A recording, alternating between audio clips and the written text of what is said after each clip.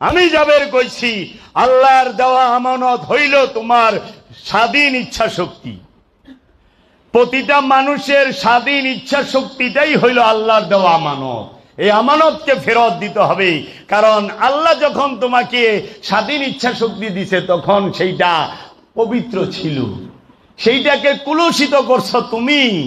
এর জন্য আল্লাহ বলছে আমি পাহাড়কে আমানত দিতে চাইলাম, সে নিতে চায় না। জমিনকে দিতে চাইলাম, সে নিতে চায় না। সাগরকে দিতে চাইলাম, সে নিতে চায় না। সে এইটা কে নিল? মানুষ। মানুষ বড়ই অকৃতজ্ঞ। আমানত গ্রহণ কইরা সে আমানতের খেয়ানত শুরু করছে।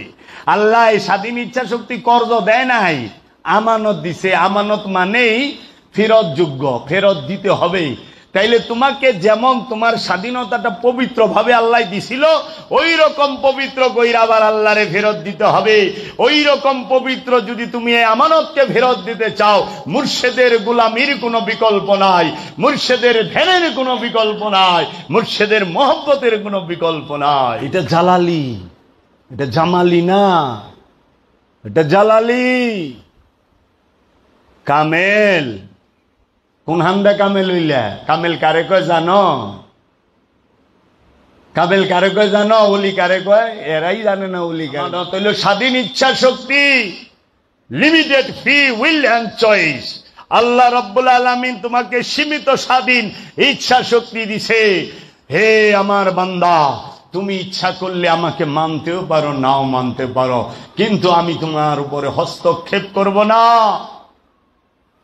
নিরপেক্ষতাই হচ্ছে ধর্মের মূল মন্ত্র, নিরপেক্ষতাই হচ্ছে ধর্মের মূল মন্ত্র। আর ধর্ম নিরপেক্ষতার অপর নামই হচ্ছে ইসলাম। ইসলামের মূল বক্তব্যই হইল ধর্ম নিরপেক্ষতা। এই ধর্মীয় উগ্রতার বিষে কত সহজ সরল মানুষ জীবন হারাইছে। এই বিষ পান করায়া মানুষকে মাইরা ভালাইছে গো। আহা, আমানত কি? তোর ইচ্ছা শক্তি। কর্ম সাবধান, নিজের ইচ্ছায় আকাম করিস না। চুরি করস নিজের ইচ্ছায়, আল্লাহর ইচ্ছায় না। হেদায়েত পাবি আল্লাহর ইচ্ছায়। সম্পদশালী হস নিজের ইচ্ছায়, আল্লাহর ইচ্ছায় না। আল্লাহ তোর সম্পদশালী করব না, কারণ যে আল্লাহ কোরআনে কয়ে দিতে সম্পদ জমাকারী জাহান্নামী, সেই আল্লাহ তোরে কেমনে জাহান্নামে ভালায়? আল্লাহ কইছে আমি কারো উপরে জুলুম করি না, আমি তোমার জাহান্নামে ফালাই না।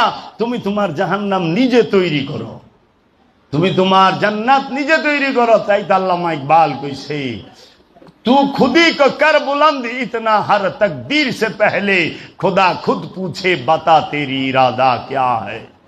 दयार इश्क में अपना मकाम पैदा कर। তুমি নিজের রাজ্য নিজে তৈরি করো আপন মুর্শিদের মহব্বতে, যেন আল্লাহ নিজে জিজ্ঞেস করে তুই আমার কাছে কি চাস কত। সব তকদিরের থেকে পহলে তোমার তকদিরকে তুমি উঁচায় নিয়ে যাও। শত জনমের ভাগ্য এগিনা পাইছ, সারা জীবন খালি গায়াই গেলা, বুঝলাম না। বুঝলি এখানে থাকতা না, যা গাও তা যদি ভিতরে থাকতো এখানে থাকতা না। গুড় যেহেনে ভালাইবা মাছিতে ধরবো দিনে, পিঁপড়ায় ধরবো রাইতে, বুঝা নাই? গুড় তো তুমি অনেক গু হইছ, খালি মাছিতেই ধরে, পিঁপড়ায় আর ধরে না, খালি ব্যান ব্যান করে। ফকিরি এই যে বিশ্ব অলি ও মুক্ত মুখ এ সব ফক্কর ভোট 20। তাই বাবা জাহাঙ্গীর বলছে ভণ্ড পীর আর পাগলা কুকুর হইতে সাবধান। পাগলা কুত্তায় যদি কামড় দেয় 14টা ইঞ্জেকশন দেয়া বাঁচা সম্ভব না। আর ভণ্ড পীরে যদি লাগুর পায় জীবন শেষ, ওর থেকে তো বাঁচবি না, জীবন পার। 35-40 বছর ধরে মুরিদ পিসাবে কয় আল্লাহ আমার গোবরে না যাও মাফ করে দাও। সেদিন কইবালেছে বেনজির হক সৃষ্টি তার খলিফারে আল্লাহ যেন তারে জান্নাত দেয়। এই মিয়া আপনি কি মুন পীর যে আপনার মুরিদ গ্রহণ করে জান্নাতে জিন্দা থাকতে পাঠায় পারেন নাই? মরণের পরে খিচুড়ি খাওয়ায় জান্নাত দিবার লেছেন, বাদ পারি করেন। এই জান্নাতে কি মরার পরে যায় না জিন্দা থাকতে যায়? এই জান্নাত কি মরণের পরে না জিন্দা থাকতে? কোন মরাই জান্নাতে যাইব? জান্নাতে যাইব জিন্দায়। জান্নাতে থাকে জিন্দায়, জান্নাতে যায় জিন্দায়, জান্নাতে জান লাগবো জিন্দা থাকতে। কেন জান্নাতে কে যাইব? নফসে মুতমাইন্না, শান্ত নফস। ইচ্ছাই তো শেষ হয় নাই 70 হুর মেসেজ করানের। তে মুতমাইন কই থেকে? ইচ্ছা তো রয়ে গেছে, শান্ত তো না। হ্যাঁ, অহংকারী তেতুল হুজুরে কইছিল না জিবলাদা ফানি পরে? কয় নাই, কয় নাই? শান্ত নফস হইছে? আরে কান্দে সরে নাচলো জিবলাদা ফানি করবো না, কারণ নফস তো শান্ত। আল্লাহ কোরআনে, আমি কি আল্লাহ মানুম না মোল্লা মানুম? আমি কি কোরআন মানুম না মোল্লা রাজগবি শরীফ মানুম? মানে মোল্লা শরীফ আজগবি শরীফের থেকে তাহারা বলে নামাজি জান্নাতি। সারা কোরআনে এক জায়গায় নাই আল্লাহ কইছে যে নামাজি জান্নাতি। আল্লাহ কইছে নামাজ জান্নাতের চাবি। আচ্ছা, এটা আল্লাহ কয় নাই, রসুলে কইছে। তাও আবার অর্ধেক হাদিস, তাও আবার ইমাম বুখারীর বানাই না, টুকাই না হাদিস। কারণ আসসালাতু মিফতাহুল জান্নাহ ওয়াস সালাতুল মিফতাহুত তাহুর। এই নামাজ বেহেশতের চাবি, আর নামাজের চাবি হচ্ছে পবিত্রতা। পবিত্র নামাজ বেহেশতের চাবি। নামাজি গইলে বেহেশতি না, নামাজি বেহেশতি না। তাই আমেরিকার একজন বিশেষজ্ঞ বলছিল, আপনার সামনে যারা কথা শুনে তারা আপনার কথা বুঝে না, তাদের ক্যাপাসিটি নাই আপনার কথা রিসিভ করার মতো। তাহারা যদি আপনার কথা বুঝতো, আপনার বাড়ি ছাইরা মরণের আগে যাইব না।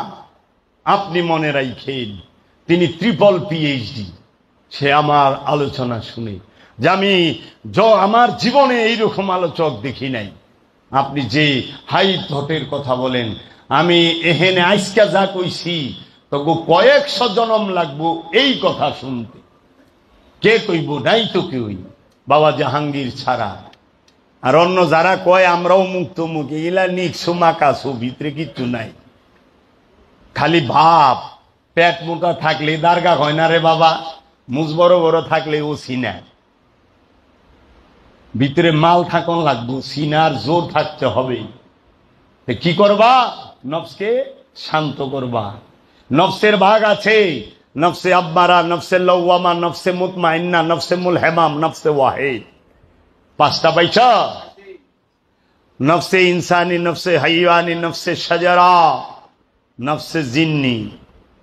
আছে না? আরো অনেক নফস আছে। ওটি জাঙা মতো দৌড়িয়া কমু। রুহের বাঘ পাইলেন কই? মহারাজ আবুল সরকার তিনি এক জায়গায় পালাগানে তাফসীর করতেছেন, রুহের 5 ভাগ। হ্যাঁ, রুহে কুচি এই, রুহে হাইওয়ানি এই। আবার এক পীর সাহেবের মুরিদরা কয় কি আল্লাহ ডাইনার দেশে রু ছিটাইছে, হিটি হইছে ইমানদার মুমিন, আর বাবার দেশে ছিটাইছে হিটিছে বদকা। ওর পীর সাহেবরে সুবায়া পাগল খাপাস কি রে? আমার সামনে আল্লাহ ডাইনার লাল শাকের বিচি নাকি রু? হ্যাঁ, ইউরিয়া সার যে ডাইন বাও আড্ডা ছিটে বেলেছে। তেমনি কি করব? কইছি রুনক সম্পর্কে এই আল্লাহর জমিনের উপরে আসমানের নিচে বাবা জাহাঙ্গীর ছাড়া আর আমি জাবের ছাড়া যদি এইরকম স্পষ্ট ধারণা কোন মারলালের ক্ষমতা তাকে দিব, মিশা কথা আহিস। ওপেন চ্যালেঞ্জ কইলাম, নাই আমাগো কাছে খবর আছে তোর ভান্ডে কি আছে, আমার কাছে খবর আছে। লেগে যেহেনে যাই পিসাব খারায় জায়গা। তোরা গেছস না? পিসাব আসন ছাইরা দেয় যে বাবার বাবা জানে কি দোয়া কইরা ভাসবো। কি হুজুর আপনি দোয়া করেন? না আপনি করেন। আমি তো শুনুন কি কয় দোয়ায়, কয় আল্লাহ খবরের আজাব মাফ করে দে। যাবের ভাই হেদিন না রে বাবা, ভুল করলাম।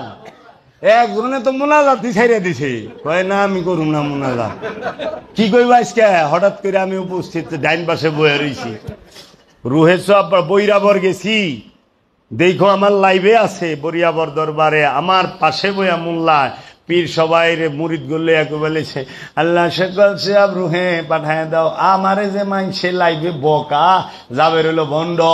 হ্যাঁ, ও এক কথা কয় মুখে আরেকখানে যায় দেহ, আমি কি বেটারে কিলামু?